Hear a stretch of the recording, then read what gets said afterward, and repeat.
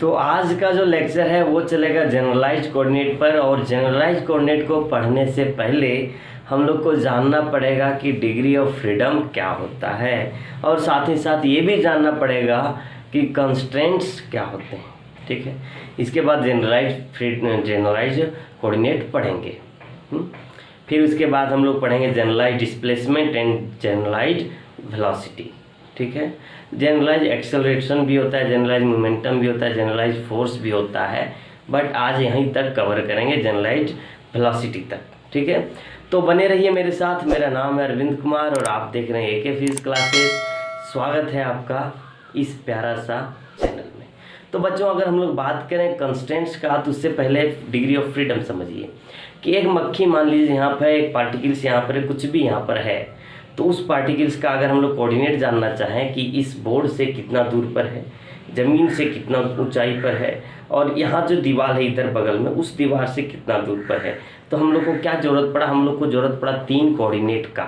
एक तो इस बोर्ड से कितना दूर पर है, एक तो इधर से कितना दूर पर है, ये इस वॉल से, और तीसरा हमको ये पता करना पड़ा कि ये नीचे से कितना दूर पर है। या तो हम ऐसा भी कह सकते हैं कि ऊपर से कितना नीचे है। ठीक है, मतलब किसी भी तरह का वो वैसा कोऑर्डिनेट जहाँ पर पार्टिकल फ्री हो मूव करने के लिए। मतलब एक मक्खी है, मान लीजिए ये मक्खी किसी भी तरह मूव कर सकती है, इस पर कोई भी किसी तरह का कोई कंडीशन अप्लाई नहीं किया हुआ है। तो अगर कंडीशन अप्लाई नहीं किया हुआ है तब ये क्या हो गया? ये हो जाएगा सिंपल सा डिग्री ऑफ फ्रीडम। ठीक है, मतलब एक हमारे पास क्या होती है? हमारे पास होती है 3 एक्सिस। तो अगर एक पार्टिकल्स का डिग्री ऑफ फ्रीडम कितना होगा? 3 होगा, क्योंकि वो पार्टिकल जो किधर मूव कर सकता है? 3 ही एक्सिस की तरफ मूव कर सकता है। तो एक पार्टिकल्स अगर मेरे पास यहाँ है तो इसका डिग्री ऑफ फ्रीडम कितने जगह पर होगा? 3 जगह पे होगा। ठीक है, डिग्री ऑफ फ्रीडम कितने जगह पे होगा? 3 जगह पे। मतलब फर्स्ट एक्सिस में भी होगा, एक्स एक्सिस में, वाई एक्सिस में और जेड एक्सिस में होगा। ठीक है, मतलब एक पार्टिकल्स का डिग्री ऑफ फ्रीडम कितना होगा? 3 होगा। ठीक है, 2 पार्टिकल का डिग्री ऑफ फ्रीडम कितना होगा? 3 × 2 कितना हो जाएगा? 6 हो जाएगा। 3 पार्टिकल कितना होगा? 3 × 3। 4 पार्टिकल का 3 × 4। इसका मतलब n पार्टिकल का डिग्री ऑफ फ्रीडम कितना होगा? 3 × n। तो n पार्टिकल का डिग्री ऑफ फ्रीडम जो हो जाएगा, degree of freedom of n particles कितना हो जाएगा बच्चा? वो हो जाएगा 3n। बात समझ में आई होगी कि एक पार्टिकल जो है वो फ्री है मूव करने के लिए। तो ये किस एक्सिस में मूव कर सकता है? एक मूव करता है एक्स एक्सिस की ओर, वाई एक्सिस की ओर, जेड एक्सिस की ओर।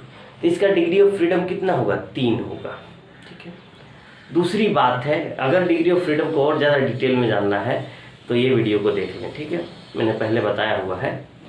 तो दूसरा, अगर 2 मॉलिक्यूल्स है, 2 पार्टिकल्स है, 2 ऑब्जेक्ट है, तो उसका डिग्री ऑफ फ्रीडम कितना होगा? तो एक का जो डिग्री ऑफ फ्रीडम होता है वो होता है 3, तो 2 का है, मतलब यहाँ पर 2 होगा, यहाँ भी 2 होगा, यहाँ भी 2 होगा, मतलब कितना हो जाएगा? 6। अगर 3 पार्टिकल्स है तो यहाँ पर क्या क्या हो जाएगा? 3 करके हो जाएगा, 9 हो जाएगा।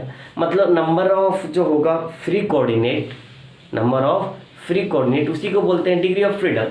तो degree of freedom n particle में कितना हो जाएगा? 3n। तो डिग्री ऑफ फ्रीडम समझ में आ चुका होगा। अब हम लोग जानते हैं जरा सा कंस्ट्रेंट्स के बारे में कि भाई साहब 3 पार्टिकल मूव कर रहे थे तो उसका डिग्री ऑफ फ्रीडम आ गया 3n। ठीक है, लेकिन अब मैंने उसमें क्या करना है? कंडीशन लगा देने कि वो तीनों पार्टिकल जो है सो घूमेंगे, किधर घूमेंगे? सर्कुलर पाथ में सिर्फ घूमेंगे। किधर घूमेंगे? सिर्फ और सिर्फ सर्कुलर पाथ में घूमेंगे। मतलब एक तरह का उसमें कंडीशन लगा दे रहे हैं। तो ये जो कंडीशन लगा रहे हैं ना, ये जो कंडीशन लगा रहे हैं, इसी कंडीशन को बोलते हैं कंस्ट्रेंट्स। ठीक है, इस कंडीशन को क्या बोलेंगे? कंस्ट्रेंट्स। तो जब कभी भी एक फ्री पार्टिकल घूम रहा होता है, उसमें कंस्ट्रेंट लगाने के बाद उसमें लिमिट लगाने के बाद जितना फ्री कोऑर्डिनेट बच जाता है उसी को बोलते हैं जनरलाइज्ड कोऑर्डिनेट। ठीक है, अभी लिख रहे फिर से। तो देखो यहाँ पर कितना था? 3n था, ये 3n को भूल जाइए। 3 पार्टिकल्स मैंने लिया है तो इसका कितना होगा डिग्री ऑफ फ्रीडम, 3 × 3 कितना हो जाएगा 9 हो जाएगा। तो इसका डिग्री ऑफ फ्रीडम कितना हो गया बच्चा 9 हो गया। मेरे पास कितना हो गया डिग्री ऑफ फ्रीडम 9 हो गया। अब आगे सुनो, इसमें हम क्या किए, इसमें कंडीशन लगा दिए कि एक पार्टिकल जो है सर्कुलर मोशन में मूव करेगा। अब जैसे ही सर्कुलर मोशन में मूव कराएं तो कितना इसका लगा दिए मैंने, एक कंडीशन लगाया है। कितना कंडीशन लगाया, एक कंडीशन। तो एक कंडीशन लगा दिया कि तीनों जो है सर्कुलर मोशन में मूव करेगा। मतलब इस पर कितना कंडीशन लगा, एक। इस पर कितना कंडीशन लगा, एक। इस पर कितना कंडीशन लगा, एक। तो ये तीनों जो हो जाएगा ये हो जाएगा कंस्ट्रेंट। और ये जब 9 में से 3 को घटा देंगे, 9 में से 3 को घटा देंगे, मतलब डिग्री ऑफ फ्रीडम में से हम कंस्ट्रेंट को घटा दे रहे हैं, तब जो बच जाएगा 6, ये 6 कहेगा, क्या कहेगा ये 6 कहेगा जनरलाइज्ड कोऑर्डिनेट। क्या कहेगा, जनरलाइज्ड कोऑर्डिनेट।